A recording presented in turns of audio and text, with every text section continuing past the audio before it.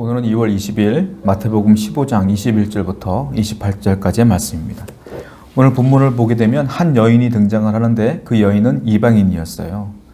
근데 이 이방인의 그 여인의 고백을 통해서 우리는 믿음이 무엇인가, 그리고 이 여인이 얼마나 큰 믿음을 가졌는가를 한번 살펴보려고 그래요. 자, 21절 말씀 보게 되니까 예수께서 거기서 나가사 두로와 시돈 지방으로 들어가셨다, 이렇게 표현하고 있습니다. 우리가 어저께 살펴본 것처럼 어저께 바리새인들과 서기관들이 나와서 자신들의 외적인 외식의 모습, 율법의 모습으로 예수님께 시비 거는 모습을 봤죠. 예수님은 그것이 중요한 것이 아니라 하나님의 사람은 삶으로 드러나야 되는 것이다 라고 말씀하셨는데, 그 말씀이 끝나자마자, 외식에 관한 말씀이 끝나자마자 이방 지역으로 가시는 거예요.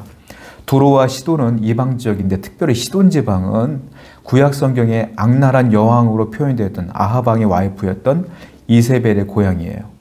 그러니까 이 시돈 지방은요, 전통적으로 이방 지역이었고 이방 신을 섬겼던 지역이다. 그러니까 하나님과는 전혀 무관한 지역이었다라고 하는 거예요. 그런데 여기서 어떤 일이 벌어져요?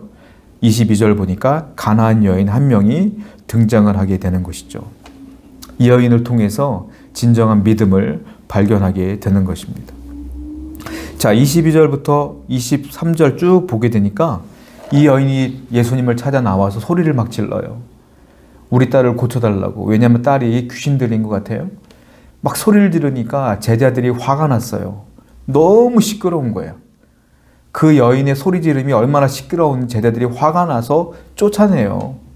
23절 볼까요? 예수는 한 말씀도 대답하지 아니하시니 제자들이 와서 청하여 말하되 그 여자가 우리 뒤에서 소리를 지르오니 그를 보내셔서. 짜증 섞인 말씀이에요. 얼마나 소리 지르는지 몰라요. 그런데 예수님은 한 말씀도 안 해요. 왜냐? 예수님은 이 두로와 시돈 지방에서 진짜 믿음을 발견한 것 같아요. 막 간절하게 외치는 소리를 들으시며 내심 흐뭇해하고 계신다라는 거. 그런데 제자들은요, 뭐만 보고 있어요? 이 여인의 사정을 들어볼 생각도 없고요, 이 여인이 왜 소리를 지르는지, 그 가정에 무슨 문제가 있는지 들어볼 생각도 안 하고 그냥 그 소음 자체가 문제예요. 그런데 예수님은요, 그 소음은 중요하지 않아. 뭐가 중요해요? 그 소리를 지르고 있는, 문제가 있는 그 여인 자체가 중요한 거예요. 이게 사람과 주님의 차이예요. 우리는 그 소음에만 귀를 기울일 때가 있죠. 그 귀찮아하죠.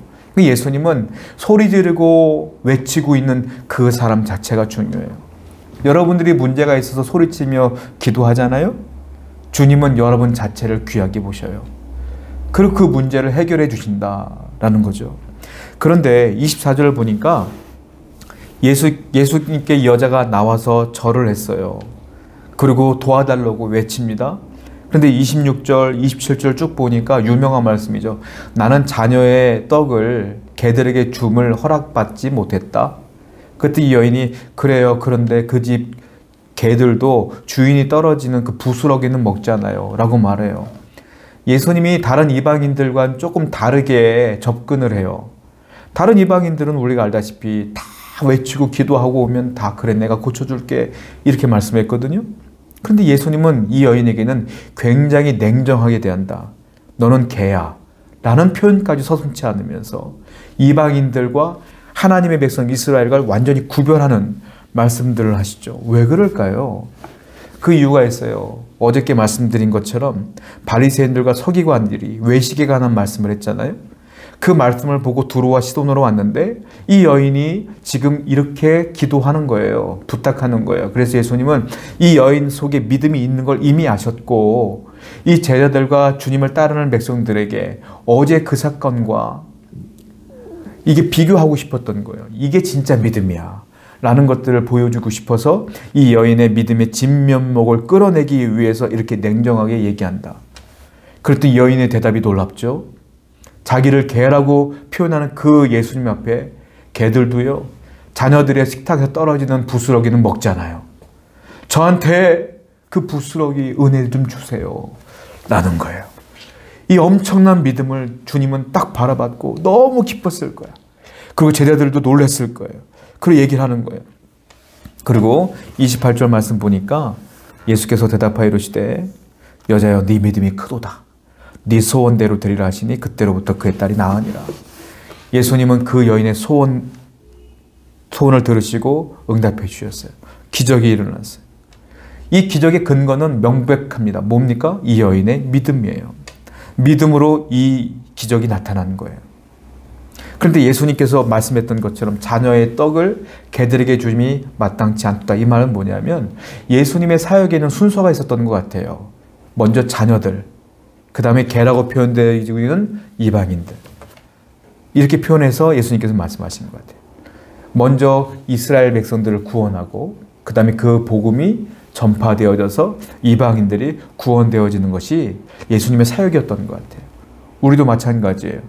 먼저 내가 구원받고 내가 하나님 백성 되었으면 내 가족과 일가 친척에게 또한 친구들에게 이 복음이 점점 확장되어 나가는 것, 이것이 하나님 나라의 확장이다 라는 것들을 주님께서 얘기하고 계신다라는 거죠. 결국 이 여인의 이 믿음의 고백대로 고침을 받았어요. 여러분, 이 기적은요, 믿음의 기도 때문에 일어난 거예요. 그런데 믿음의 기도를 우리가 잘못 해석하면 안 돼요. 믿음의 기도는 맹신이 아니에요. 요즘 언론을 통해서 드러나는 이상한 교회들 많잖아요. 이상한 단체 많잖아요. 그런 맹신을 말하는 게 아니에요. 이 믿음의 기도는 무엇입니까? 예수님을 나의 구원자로 주님이라고 고백하는 사람들이, 그리고 그 고백한 대로 하나님의 거룩한 삶을 살아가는 사람들이 믿음의 고백을 하는 거예요. 그래서 이 믿음의 기도는 맹신이 아니라 이 삶으로 나타나는 삶이 연결되어지는 사람들의 기도가 믿음의 기도다. 그 사람들로 인하여 하나님의 나라는 점점 확장되어지는 것이죠. 이와 같이 예수 그리스도를 구원자로 믿고, 그리고 이 구원자로 믿은 사람들의 삶을 통하여 하나님의 영광이 드러나는 삶으로 하나님 나라가 확장되어진다. 그리고 그 사람들이 때때로 문제를 만날 때마다 기도하면 하나님이 내 일상 삶 속에서의 문제들을 해결해 주시는 거예요. 저와 여러분들은 아무 삶도 없으면서 예수님을 구원자로 제대로 믿지도 못하면서 평상시에 내 마음대로 살다가 문제가 생길 때마다 주여 주여 하면서 무엇을 바라는 것은 잘못된 것이에요. 먼저 여러분들이 믿음의 사람이 되어야 됩니다. 어떻게 해요? 예수님을 나의 유일한 구원자로 믿으십시오. 그리고 주님의 성경 말씀을 그대로 믿으시며 말씀대로 살아가는 삶이 뒤따라야 된다. 그러면서 여러분들을 통하여 주위 사람들이 쟤 때문에 하나님 믿을 거야, 쟤는 정말 하나님 믿는 사람다워 라는 이야기를 들으면서 여러분들의 삶으로 하나님 나라가 확장되어져야 돼요. 그럴 때 여러분들이 기도하면 응답되어지는 거예요. 그런 삶도 없으면서, 그런 믿음도 없으면서 문제가 생길 때마다 기도해서 응답을 구한다? 그 기도에는 응답이 없습니다. 먼저 믿음의 사람이 되어서 이와 같이 하나님의 영광을 드러내는 삶을 살 때에 여러분의 삶 속에 이런 은혜가 나타날 줄로 믿습니다. 기도하겠습니다.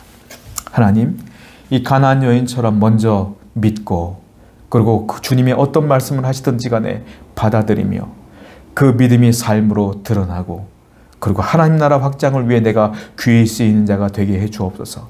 그럴 때에 내가 믿음의 기도를 올릴 때 하나님께서 응답하실 줄로 믿으며 두려움 없이 이 땅을 살아가는 백성 될 수 있도록 인도해 주옵소서.